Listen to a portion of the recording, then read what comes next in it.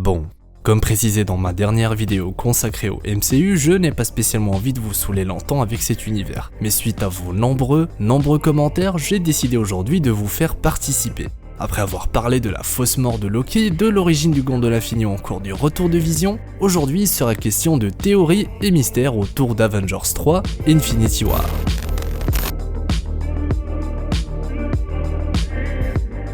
Vous êtes beaucoup à vous interroger concernant la place que devraient prendre Ant-Man et Captain Marvel dans Avengers 4, et vous l'aurez deviné, il y a énormément de théories qui traitent du sujet.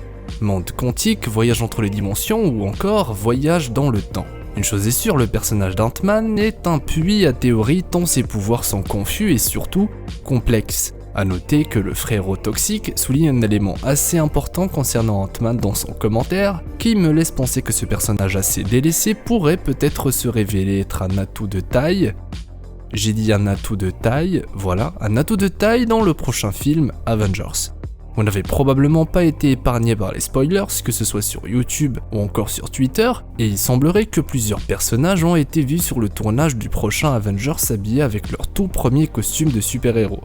Élément qui a permis à certaines personnes de penser qu'un retour dans le passé serait peut-être la clé pour empêcher Thanos de gagner.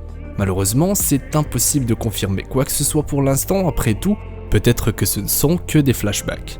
Le cas Captain Marvel quant à lui est assez particulier. Pour les retardataires, la scène post-générique d'Avengers 3 permet d'introduire son personnage. Une héroïne au pouvoir tellement impressionnant qu'on la surnomme la plus puissante des Avengers.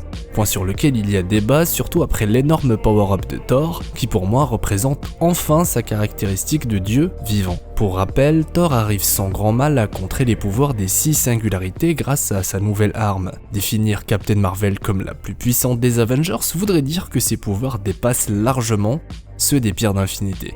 Du coup, il est fort probable que cette nouvelle héroïne soit la pièce maîtresse dans le plan de Doctor Strange.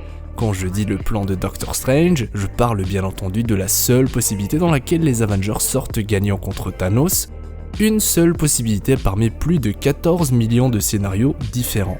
Et maintenant qu'Ant-Man fait lui aussi partie intégrante de l'équation, je ne peux m'empêcher de penser que grâce à ses pouvoirs, il peut réduire la taille du Gant de l'Infini, permettant ainsi à un humain de le porter et donc de l'utiliser. Après tout, pour l'instant, seul Hulk semble avoir la carrure nécessaire pour porter le Gant de l'Infini. En parlant du Gant de l'Infini, j'ai déjà eu l'occasion de survoler ma théorie concernant la conscience des pierres d'infinité dans une précédente vidéo. Et j'avais aujourd'hui envie de revenir plus en détail sur le sujet. Comme précisé, je pense que les pierres d'infinité possèdent toute une conscience et on a l'occasion d'apercevoir le phénomène tout au long du MCU. La pierre de la réalité peut par exemple se défendre elle-même et nous est présentée d'après Odin comme un fluide en constante évolution qui cherche des organismes pour en tirer toute force vitale.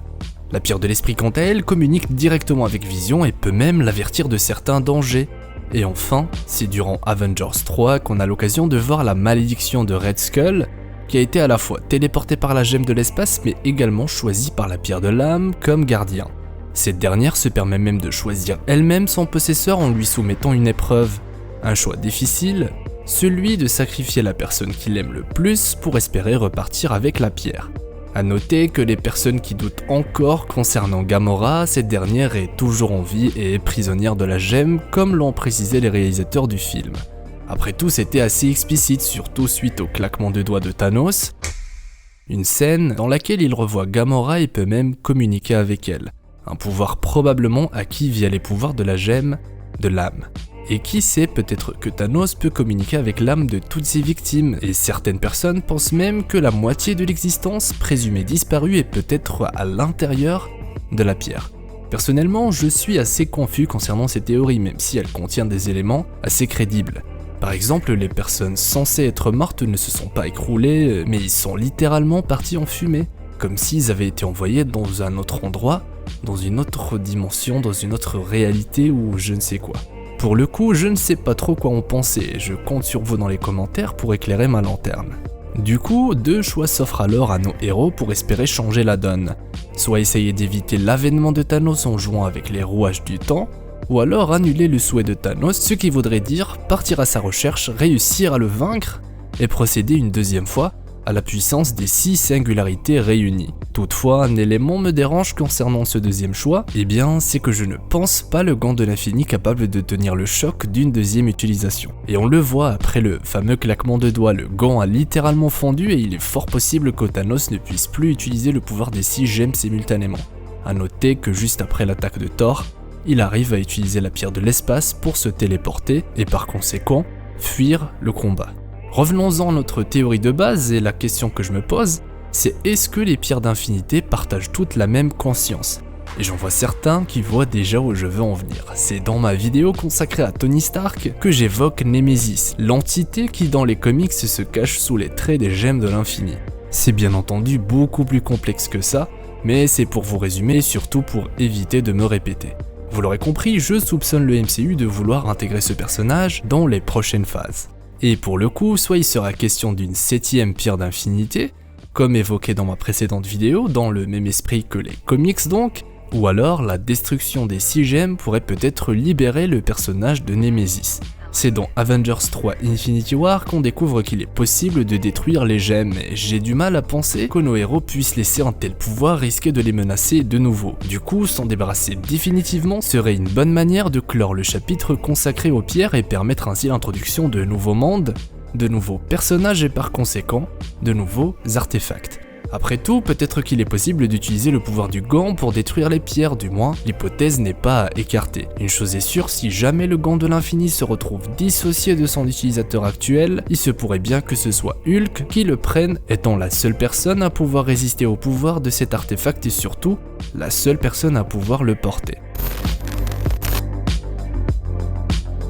Pourquoi est-ce que Hulk n'a pas envie de se battre dans Avengers 3 est une question que j'ai énormément vue dans l'espace commentaire. Avant de parler plus en profondeur du personnage de Hulk, la scène qui le montre dans les trailers n'est pas spécialement un indice sur un combat alternatif contre Thanos dans lequel Hulk aurait accepté de se battre. La bande-annonce fait exprès de filtrer énormément d'informations pour ne pas spoiler le film. Par exemple, dans les trailers, Thanos ne possède que 2 gemmes dans son combat contre Captain America, alors que dans le film il en a beaucoup plus. Ils ont alors été volontairement retirés et c'est probablement la même chose pour Hulk qui a été ajouté pour provoquer plus de hype outre le spoil que la scène pourrait causer. Il est pour moi évident que Hulk sera assez important dans le prochain Avengers et pour cause le choix de ne pas le faire participer sert tout à fait ce film, permettant ainsi une meilleure approche pour la suite de l'histoire. Une suite qui se focaliserait en particulier sur les héros qui n'ont pas participé à cet affrontement, comme si Hulk était une sorte de clou du spectacle. Après tout, rien ne justifie ce changement drastique entre un Hulk qui n'hésite pas à se jeter corps et âme dans l'action et un autre qui refuse de prendre part au combat. Humiliation, refus de coopérer ou alors peut-être qu'on nous cache des choses concernant ce personnage. C'est grâce à la colère que Hulk décuple ses pouvoirs et s'il refuse de participer dans Avengers 3, peut-être qu'un personnage précis pourra permettre à Hulk de déchaîner sa véritable puissance dans le prochain opus, et je ne vois que 2 prétendants. C'est confirmé, Valkyrie sera présente dans Avengers 4 et c'est également confirmé qu'elle s'est échappée du vaisseau durant l'attaque de Thanos en compagnie d'une partie du peuple asgardien. Et on le sait, le personnage de Valkyrie est très apprécié par Hulk comme nous le montre si bien le film Thor Ragnarok. Est-ce que son personnage mourra dans le prochain film permettant ainsi à Hulk d'enfin déchaîner sa puissance? Eh bien c'est une possibilité, ou alors est-ce que c'est Bruce qui prendra le contrôle de Hulk pour sauver Natasha? Au pire, la mort de cette dernière pourrait peut-être provoquer la transformation de Banner en une version infernale de Hulk, un concentré de colère et de haine. Une chose est sûre, Avengers 4 devra absolument sacrifier au moins quelques personnages pour minimiser l'effet de la happy end.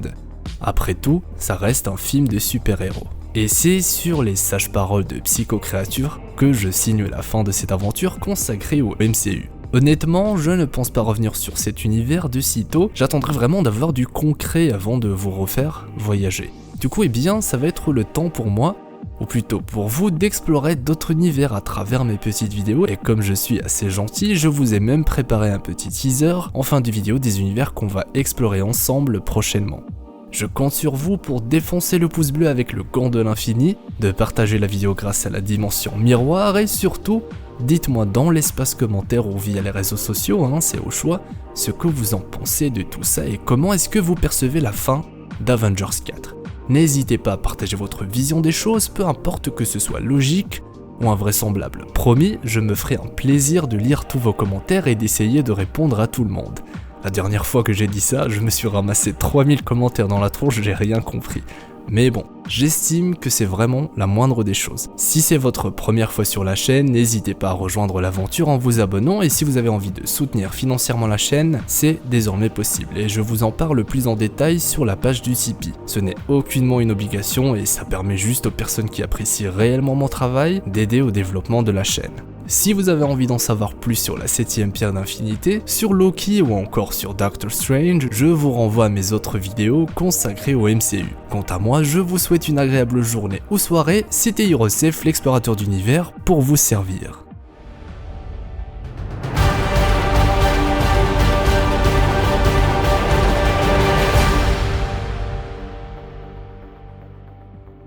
Si tu as envie de rejoindre mon équipage d'explorateurs d'univers, tu peux t'abonner directement en appuyant sur ma petite tête assez creepy.